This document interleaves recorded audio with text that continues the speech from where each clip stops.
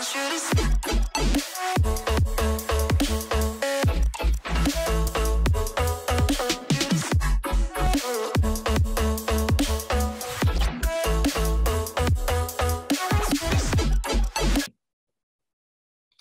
slide.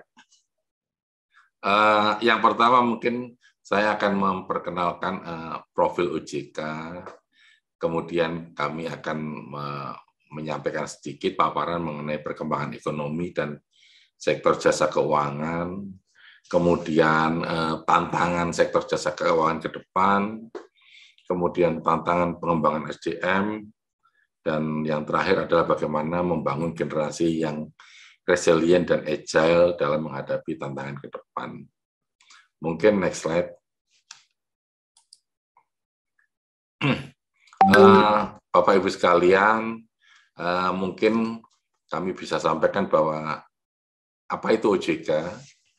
Nah, OJK adalah lembaga yang diberikan amanat sesuai dengan Undang-Undang Nomor 21 Tahun 2011 dengan tujuan agar keseluruhan kegiatan di sektor jasa keuangan ini bisa terselenggara secara teratur, adil, transparan, dan akuntabel. Kemudian tujuan yang lain adalah mampu mewujudkan sistem keuangan yang tumbuh secara berkelanjutan dan stabil, serta mampu melindungi kepentingan konsumen dan masyarakat. Nah, fungsi OJK adalah menyelenggarakan sistem pengaturan dan pengawasan yang terintegrasi terhadap keseluruhan kegiatan di dalam sektor jasa keuangan. Dan tugasnya adalah mengatur, mengawasi sektor perbankan, pasar modal, kemudian IKNB. IKNB adalah industri keuangan non-bank yang isinya ini adalah asuransi, dana pensiun, lembaga pembiayaan, dan lembaga jasa keuangan lainnya. Nah, kami di OJK ini juga memiliki kewenangan yang sangat luas. Kami ini berwenang untuk melakukan pengaturan, pengawasan, pemeriksaan, penyidikan, edukasi, dan perlindungan konsumen untuk industri jasa keuangan. Kemudian kami juga melakukan fit and proper kepada pemegang saham dan pengurus industri jasa keuangan, kemudian memberikan izin dan mencabut izin usaha kepada lembaga maupun perorangan di sektor jasa keuangan, kemudian menetapkan sanksi kepada lembaga keuangan, maupun memberikan perintah tertulis kepada industri jasa keuangan, kemudian menunjuk pengelola statuter, dan sebagainya. Sebagai gambaran, barangkali kita bisa lihat di kanan bawah bahwa di perbankan itu total asetnya ada 10.125 triliun. Ya. Ini jumlah banknya ada lebih dari 100-an. Ini totalnya 10.000 triliun. Kemudian di pasar modal, kalau kita lihat, ini totalnya ada 12.000 triliun. Ini kapitalisasinya ada 7.700 triliun. Kemudian nilai aktiva bersih reksadananya ada 551 triliun. Kemudian total outstanding obligasi, sukuk, dan emisi ada 4.500 triliun. Sedangkan di IKNB, total asetnya ada sekitar 2.800 triliun. Ini menunjukkan besarnya industri keuangan di Indonesia yang diawasi oleh OJK. Totalnya ada 25.000, sekitar 770 triliun. Ini sekedar menggambarkan bahwa kami di OJK ini memiliki tanggung jawab yang luar biasa untuk memastikan bahwa industri jasa keuangan ini bisa sehat. Bapak, Ibu, dan peserta webinar yang saya hormati, next slide. Sekedar untuk memberikan gambaran mengenai perekonomian kita. Pada bulan Januari yang lalu, IMF menurunkan proyeksi PDB global tahun 2022 menjadi 4,4%. Ini merupakan penurunan 0,5% dari proyeksi di bulan Oktober. Penurunan tersebut yang terbesar adalah di negara-negara maju, khususnya di Amerika Serikat dan Tiongkok, yang turun masing-masing 1,2 dan 0,8%, seiring dengan dampak perkembangan pandemi yang masih tinggi, dan beberapa kebijakan baik di Amerika maupun di Tiongkok. Proyeksi untuk negara berkembang juga turun sebesar 0,3% menjadi 4,8%. Begitu pula proyeksi pertumbuhan PDB Indonesia tahun 2022 ini yang diperkirakan turun menjadi 5,6% atau turun sebesar 0,3% dibandingkan dengan proyeksi pada bulan Oktober tahun 2021. Saat ini di dunia masih dihantui oleh varian baru Omikron, kemudian kita juga melihat bahwa ketersediaan vaksin juga masih belum merata, kemudian penurunan efikasi vaksin, sehingga perlu dilakukan booster, serta kebijakan restriksi mobilitas yang masih bervariasi. Selain itu, dari sisi ekonomi, kita juga melihat bahwa terjadi peningkatan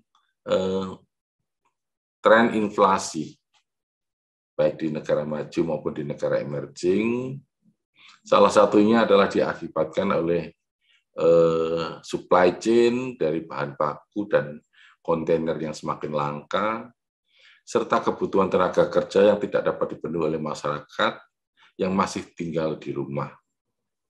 Kemudian di kebijakan moneter di beberapa negara juga lebih ketat dilakukan pengetatan akibat inflasi tersebut yang terjadi lebih awal daripada estimasi sebelumnya. Dengan pengetatan regulasi di Tiongkok dan juga pengurangan stimulus dan balance sheet restructuring di The Fed. Di negara kita, di domestik, kita masih menunggu rilis PDB Indonesia tahun 2021 dari BPS. Namun demikian pemerintah telah menyampaikan bahwa pada bulan Desember yang lalu optimis pertumbuhan di TW4 ini akan tetap positif di atas 5%. Rilis data ekonomi pada bulan Desember menunjukkan indikator real yang terus membaik, meskipun mobilitas spending masyarakat terpantau menurun di bulan Januari ini, imbas meningkatnya COVID-19, masyarakat cenderung mengalihkan pendapatannya dari tabungan ke konsumsi dan cicilan. Ini positif bagi ekonomi karena berarti ekonomi sudah bergerak. Indeks keyakinan konsumen pada bulan Desember sedikit turun sebesar 0,2% month-to-month, namun masih berada di atas rata-rata historis pra-pandemik. Di samping itu juga terjadi peningkatan Purchasing Manager Index atau PMI pada kuartal 4 2021 ini di seluruh komponen, terutama volume produksi dan bahan baku, serta neraca dagang Indonesia yang mencatatkan surplus sebesar 1,02 miliar dolar. Dan kita juga lihat bahwa ekspor tumbuh sebesar 35% year on year, dan importnya juga naik tumbuh sebesar 48% year on year. Kemudian kita beralih, next slide, ke stabilitas sektor jasa keuangan yang menjadi tanggung jawab OJK. Kira-kira figurnya adalah seperti ini. Kalau kita lihat intermediasi perbankan di sebelah kiri, pada bulan Desember 2021, kredit tumbuh 5,24%. Nah, ini memberikan optimisme yang di tabel sebelah kiri. Mudah-mudahan dunia usaha sudah semakin menggeliat. Kemudian dana pihak ketiga juga tumbuh sangat cepat melebihi pertumbuhan kredit. Per Desember 2021, dana pihak ketiga tumbuh sebesar 12,21%. Ini menunjukkan bahwa masyarakat masih wait and see, masih belum spending, sehingga disimpan di dana pihak ketiga di perbankan.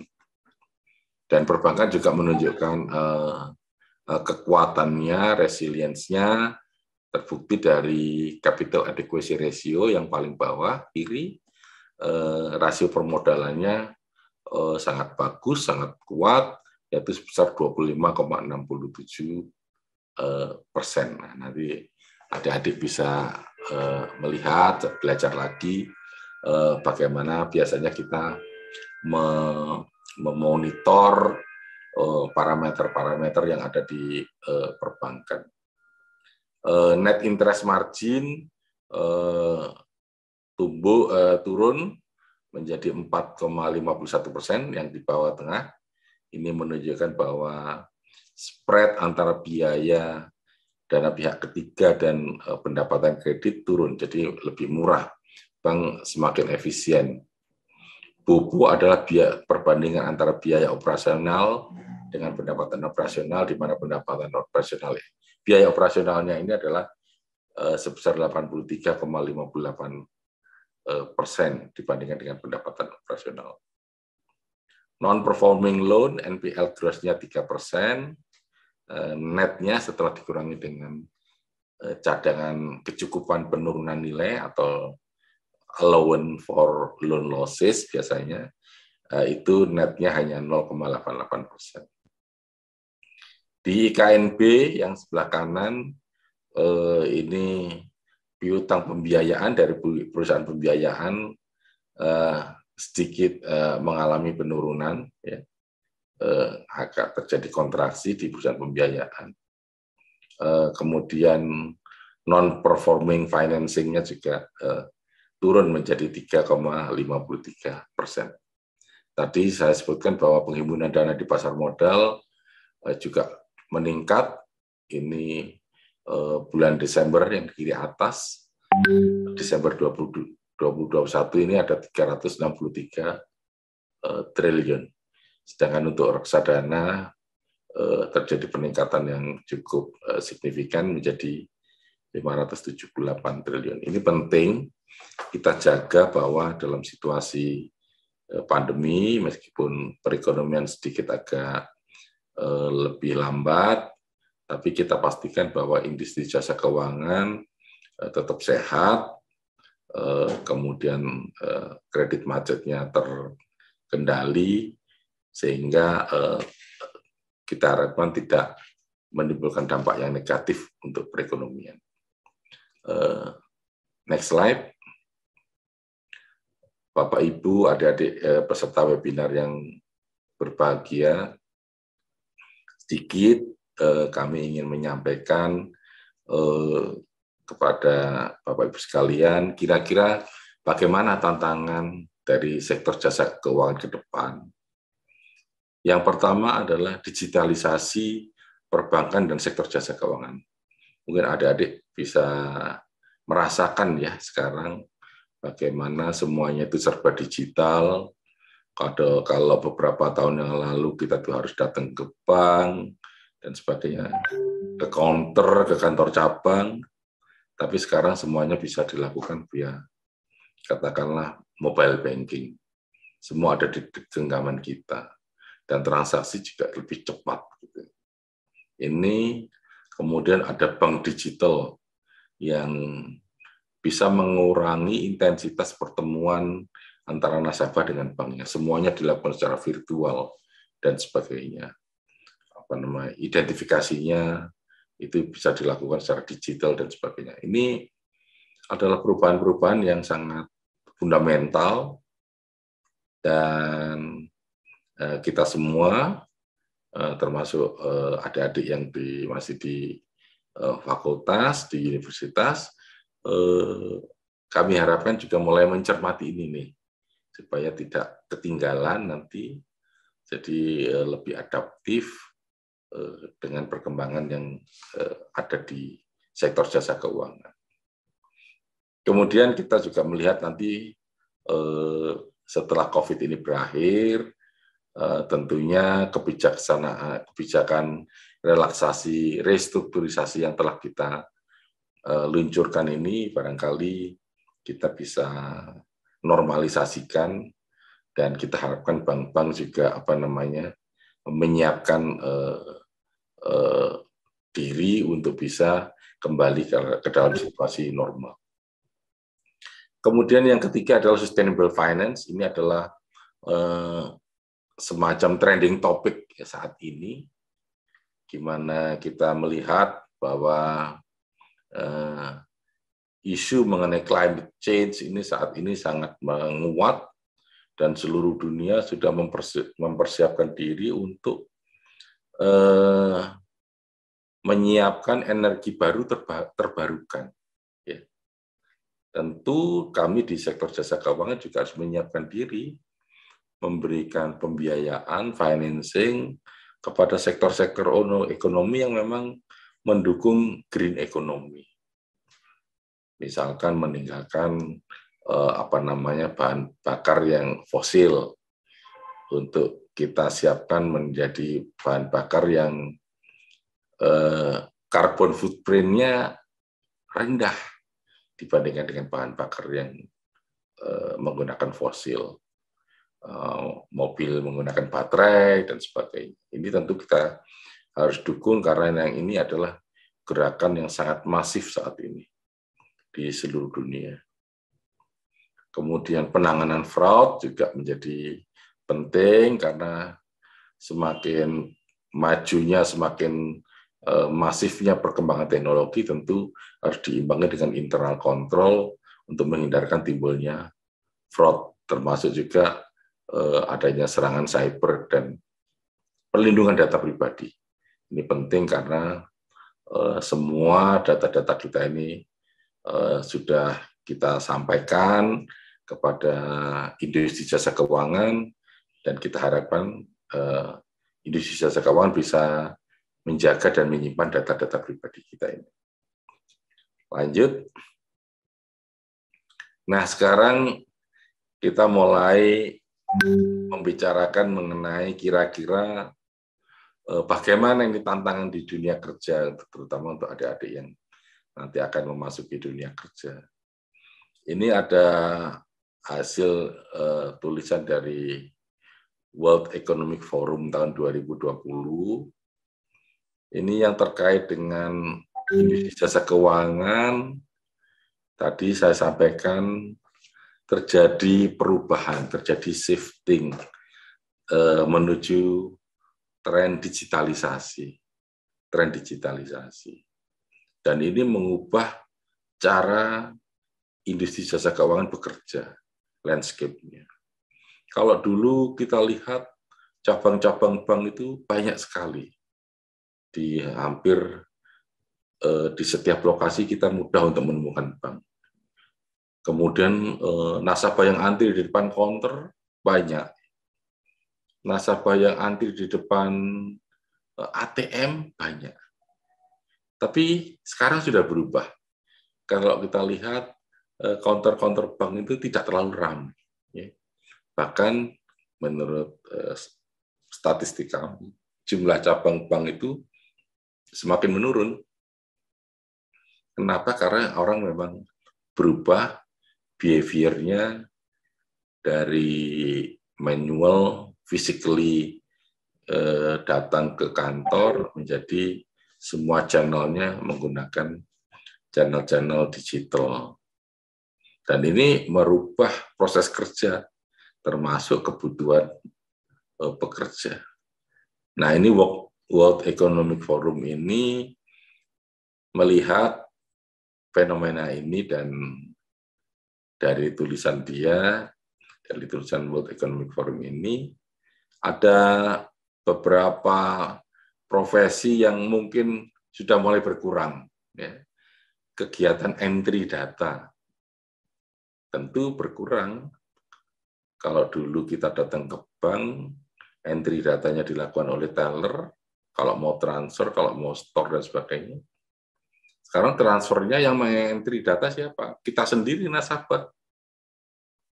Kalau dulu tellernya banyak, sekarang tellernya cuma ada 2, 1. Karena transfernya sudah kita bisa lakukan sendiri.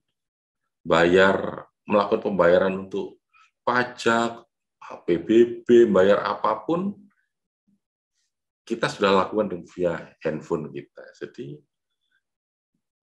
data entry di bank juga akan berkurang. Kira-kira seperti itu. Staf penggajian, pembukuan, akuntan, karena semuanya sudah otomasi, semuanya pada saat di-input transaksinya, langsung laporan keuangannya tercreate pada akhir hari atau akhir bulan. Jadi semuanya dilakukan di dalam sistem, tidak ada lagi yang manual kita lakukan menggunakan orang. Kemudian akuntan, auditor, karena memang mungkin dibantu oleh teknologi sehingga orangnya jadi perlu orang dengan jumlah yang lebih sedikit. Staf pelayanan dan pelangganan, nah ini banyak yang dijawab oleh robot kadang-kadang ya. Dijawab oleh robot, bukan manusia dan sebagainya. Kasir bank tadi saya lihat dan seterusnya. Analis keuangan, kalau itu data-datanya sudah ada semua, komputer dengan kemampuan artificial intelligence dia melakukan analisa sendiri dan sebagainya. Namun di sisi lain, kalau kita lihat di sisi kanan, ada beberapa profesi yang World Economic Forum ini meningkat kebutuhannya. Analis data, scientist, ya. Kemudian big data, kemudian spesialis AI dan machine learning, spesialis transformasi digital, analis keamanan informasi. Kalau kita lihat yang kanan lebih berkembang ke arah IT, digital, dan sebagainya. Tentu kita harapkan teman-teman di UNER juga harus lebih melengkapi lagi kira-kira dengan kebutuhan-kebutuhan di market sebagaimana yang ada di sisi kanan ini. Mau tidak mau, data analitik itu sekarang sudah penting dan wajib dilakukan, dimiliki oleh semua pegawai, karena datanya banyak banget, informasinya banyak banget, melimpah dalam era transformasi seperti saat ini. Sehingga sekarang tergantung kepada kemampuan kita untuk melakukan analisis terhadap data itu. Ini penting. Bapak Ibu sekalian, lanjut. Ini ada slide yang dari IMO World Talent Ranking. Bagaimana kira-kira kesenjangan kompetensi yang dihadapi oleh pegawai di beberapa negara ASEAN. Kita lihat bahwa Singapura memiliki kesenjangan kompetensi yang paling sedikit, which is paling baik. Kemudian kita masih ada di nomor 45, Singapura nomor 9. Kemudian yang bawah ini adalah terkait dengan keuangan. Dan di sisi keuangan kita paling rendah ya, talent untuk keuangan. Gap-nya kita masih di ranking 46. Singapura again masih tetap yang bagus. Tentu ini menjadi pemacu kita untuk harus terus lebih baik. Ini saya rasa sama. Ini pengembangan keterampilan digital harus dilakukan secara sistematis dan berkelanjutan agar sektor jasa keuangan kita ini memiliki daya saing global. Daya saing global, kemudian teknologi di sisi kanan. Kalau kita lihat untuk Indonesia, tech and software itu 70%. Kekurangan ketersediaan SDM-nya, teknologi dan software masih nomor 1, kemudian product management, kemudian desain, marketing, dan seterusnya. Ini tentu menjadi perhatian kita semua. Next slide. Bapak Ibu peserta webinar serta adik-adik yang saya banggakan. Lantas bagaimana ini kita bisa membangun pribadi yang resilient di masa new normal. Nah, ini kebetulan menurut pengamatan saya ada beberapa hal yang perlu kita perhatikan. Yang pertama adalah menurut saya canangkan tujuan pribadi dan bersikap optimis untuk mencapai tujuan ini. Penting bagi kita semua untuk memiliki tujuan, target. Saya harus kemana, gitu. Karena nanti mau tidak mau, nanti kita akan bergerak untuk merespon mencapai tujuan itu, gitu.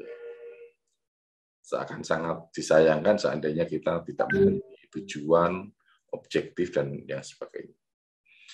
Kemudian berpikir positif dalam menghadapi tantangan dan perubahan. Ini penting, yang be optimistic and positive person, ya, karena ini akan tercermin dalam interaksi kita dengan orang lain. Jangan mudah menyerah. Ini penting, terutama nanti adik-adik yang baru masuk di dunia kerja, tentu adaptasinya juga diperlukan. Di sisi lain, lembaga juga pengen pegawai yang diterima ini secara cepat bisa melaksanakan tugasnya. Tentu biasanya ini akan ada sedikit adjustment yang kalau mental kita nggak kuat, kita akan merasa ini akan susah sekali beradaptasi. Tentu ini mudah-mudahan jangan menyerah, tunjukkan keyakinan bahwa kita bisa. Kemudian yang keempat, ini yang paling penting. Ini penting juga. Pegang teguh nilai integritas dan pahami batasan dalam diri masing-masing. Bapak Ibu sekalian, integritas ini penting. Tanpa integritas, semuanya roboh. Integritas adalah, menurut saya, fundamental sekali. Kompetensi, pelan-pelan kita bisa bangun. Integritas ini yang harus kita miliki siapapun juga. Siapapun juga, di level apapun, harus menjunjung integritas.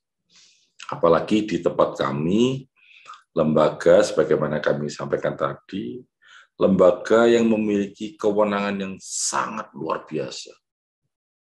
Perizinan, peraturan, pengawasan.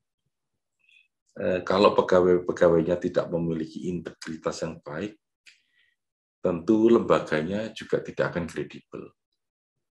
Saya ngobrol dengan banyak orang, kalau ditanya kira-kira lebih milih pegawai yang pinter atau pegawai yang berintegritas, itu kayaknya lembaga lebih memilih pegawai yang berintegritas. Karena kompetensi akan bisa kita bangun pelan-pelan. Tapi kalau integritas ini yang susah. Oleh karena itu, mohon perhatian dari adik-adik semua, ini penting sekali. Jaga kondisi fisik dan mental, karena memang ini masih muda, ekspektasi dari lembaga sangat tinggi, karena pasti tugasnya banyak, oleh karena itu disiapkan fisik dan mental supaya bisa berkontribusi yang baik kepada lembaga. Nah, ini terkait dengan resilient ini.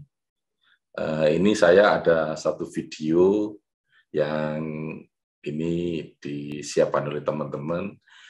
yang kita ambil dari YouTube. Ini mungkin banyak juga teman-teman yang sudah melihat video ini, tapi tidak ada salahnya kalau kita lihat lagi. Ini video yang mencerminkan pribadi yang resilience. Mari kita lihat bersama.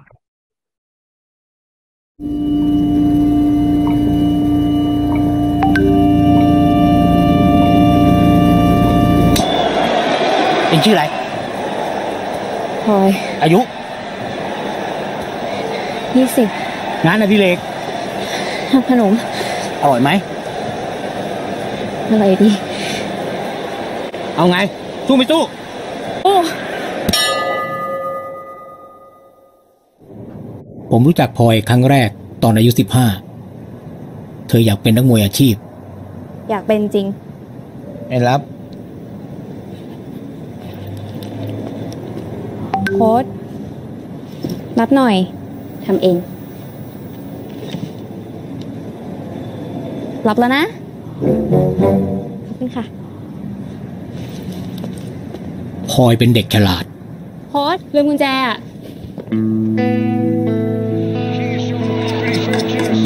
ขยัน มุ่งมั่น ทำเองเหรอ เป็นที่รักของพี่ๆในค่าย เก่งกลับด้านเลี้ยวอ่ะ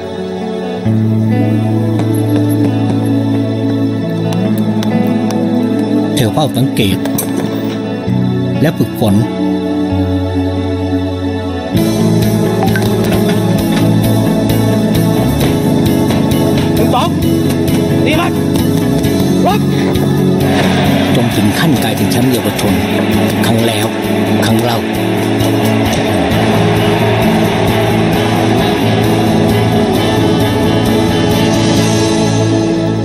นี่ อร่อยดี สูตรใหม่ ทำเอง ดี ลองอะไรใหม่ โค้ดอยากลองอะไรใหม่ๆป่ะ ๆ อะไร พออยากข้ามรุ่น พ่อเฮียอะไร แพ้นะ ชนะมาเยอะละ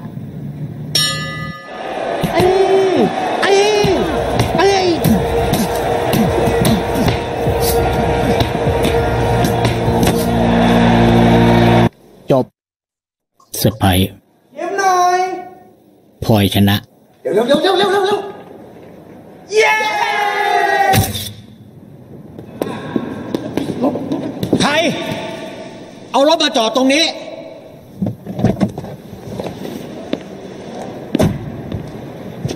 เอ็นติด พ่อให้รถ โค้ดให้อะไร ให้ใครมวยเลยไม่โค้ด จริงปะเนี่ย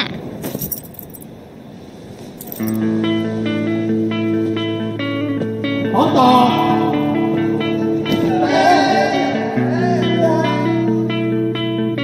ไม่ว่าเวลาจะผ่านไปแค่ไหนพลอยก็ยังเหมือนเดิม ขยัน มุ่งมั่น และสู้ไม่เคยถอย นี่แหละ คือคุณสมบัติที่ดีของนักมวยอาชีพ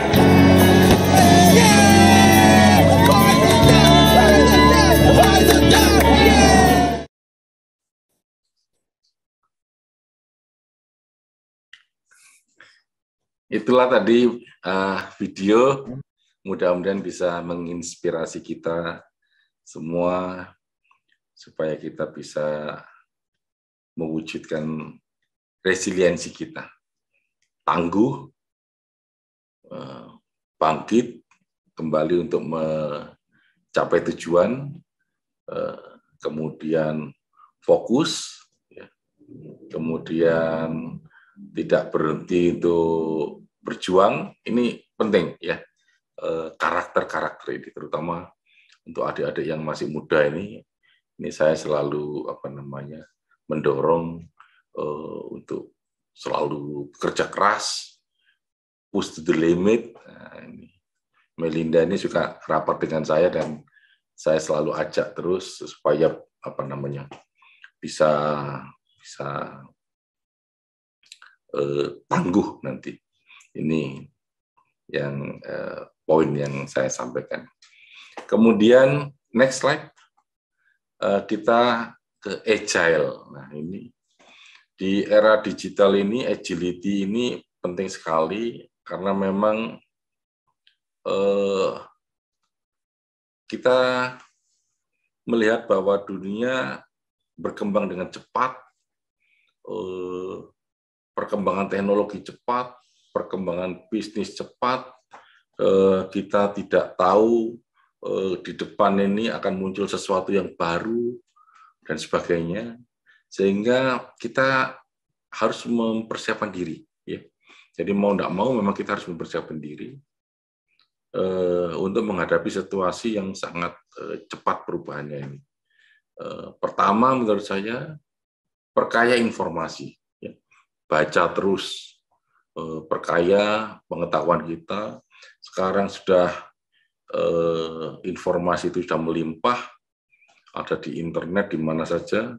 Kalau mungkin zaman saya dulu masih banyak harus datang ke perpustakaan fisik, sekarang di genggaman kita, di depan komputer kita bisa mencari informasi apapun. Ini penting. Dan kita pelajari memperkaya. Tidak ada salahnya kita belajar di bidang lain, di luar bidang kita. Tentu ini akan semakin memperkaya apa yang kita miliki. Terus perlakukan perbaikan dan inovasi. Ya. Ini penting, ini perbaikan dan inovasi. Jadi be aware, kemudian lihatlah, pelajarilah situasi yang terjadi, kemudian kita gunakan logic thinking kita. Kalau ada problem, kalau ada permasalahan, kita identifikasi ini apa sih permasalahan sebenarnya, penyebabnya apa sih, dampaknya apa, dan bagaimana kita memberikan solusi-solusi. Kami, saya pribadi terutama, sangat-sangat sering untuk mengajak pegawai-pegawai di tempat saya yang baru masuk pun, yang masih junior untuk ikut rapat dengan kami, memberikan kesempatan kepada seluruh pegawai untuk bisa mengamati bagaimana cara pengambilan keputusan, cara melakukan analisis situasi, dan sebagainya. Cara untuk melakukan analisis terhadap risiko yang dihadapi, dan sebagainya. Nah, dengan kolaborasi dan interaksi yang sangat intens itu, kita harapkan para pegawai yang masih junior bisa cepat menyerap ilmu dan bisa menjadi bekal kemudian.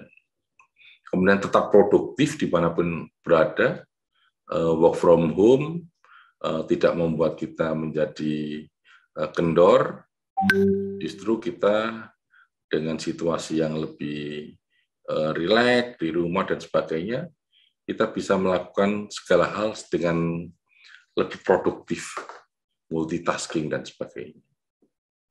Dan yang terakhir tentunya lakukan kolaborasi dan komunikasi, interaksi dengan pegawai lain, interaksi dengan teman, interaksi dengan sahabat. Ini penting karena ini akan membangun kapabilitas di interpersonal skill dari adik-adik semua.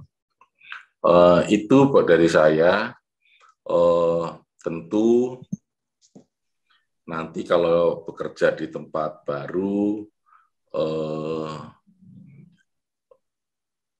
lingkungannya berbeda-beda. Mudah-mudahan bisa mendapatkan lingkungan yang bisa memberikan kesempatan untuk pegawai baru bisa berkreasi. Namun demikian, kalaupun opportunity itu terbatas, adik-adik barangkali bisa mengeksplor sendiri, meningkatkan sendiri ke skills-nya, meningkatkan kemampuan kita dan seterusnya, sehingga kita menjadi lebih baik dan kita lebih siap. Adik-adik semua, itu kira-kira 2 keyword yang ingin saya sampaikan pada kesempatan siang ini, resilient dan agility. Ini penting untuk modal bagi kita semua untuk bisa berkembang nanti seandainya adik-adik sudah masuk ke dunia kerja. Saya masih ada 1 video lagi, mungkin Pak Nano bisa diputarkan sebelum saya menutup presentasi ini.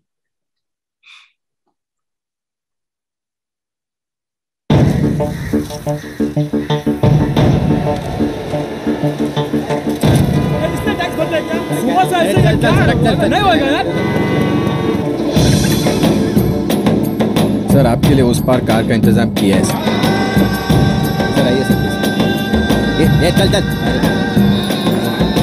फलक पकड़ के उठो और हवा पकड़ के चलो फलक पकड़ के उठो और हवा पकड़ के चलो I hate this country.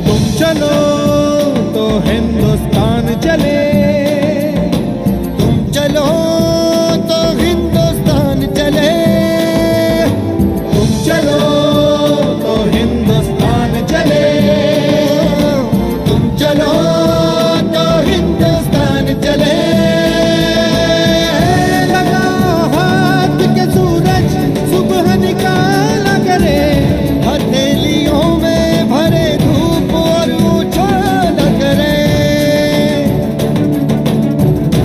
ओ लगा हाथ के सूरज सुबह निकाला करे, हथेलियों में भरे धूप और उछाल करे उफक पे पाँव रखो और चलो अकड़ के चलो उफक पे पाँव रखो और चलो पकड़ के चलो, फलक पकड़ के उठो और हवा पकड़ के चलो, फलक पकड़ के उठो और हवा पकड़ के चलो, फलक पकड़ के उठो और हवा पकड़ के चलो।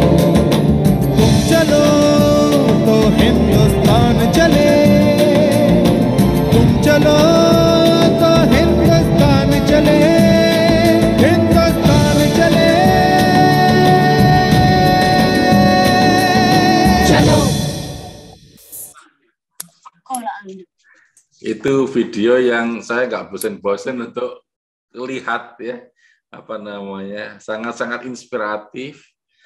Ini penting untuk saya pas ini untuk kesempatan siang ini, bahwa leader itu bisa tumbuh di mana saja. Tadi kita lihat anak kecil, kita junior employee, tapi bisa kita tunjukkan bahwa kita adalah true leader sebenarnya, mengalahkan pegawai-pegawai yang sudah senior dan sebagainya.